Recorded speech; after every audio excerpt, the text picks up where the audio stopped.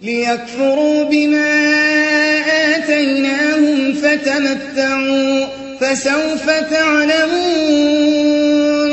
ويجعلون لما لا يعلمون نصيبا مما رزقناهم تالله لتسألن عما كنتم تفترون ويجعلون لله البنات سبحانه ولهم ما يشتهون وإذا بشر أحدهم بالأنثى ظل وجهه مسودا وهو كظيم يتوارى من القوم من سوء ما بشر به أيمسكه على هون أم يدسه في التراب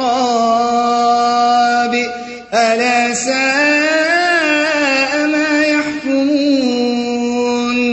للذين لا يؤمنون بالآخرة مثل السوء ولله المثل الأعلى وهو العزيز الحكيم ولو يؤاخذ الله الناس بظلمهم ما ترك عليها من دابة ولكن يؤخرهم إلى أجل مسمى فإذا جاء أجلهم لا يستأخرون ساعة ولا يستقدمون ويجعلون لله ما يكرهون وتصف ألسنتهم الكذب أن لهم الحسنى لا جرم أن لهم النار وأنهم مفرطون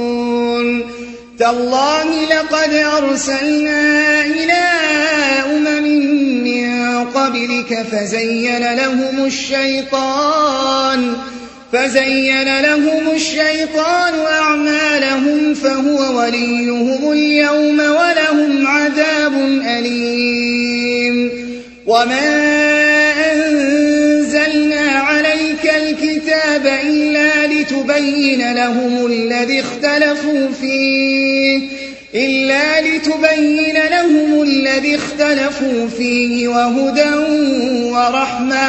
وهدى ورحمة لقوم يؤمنون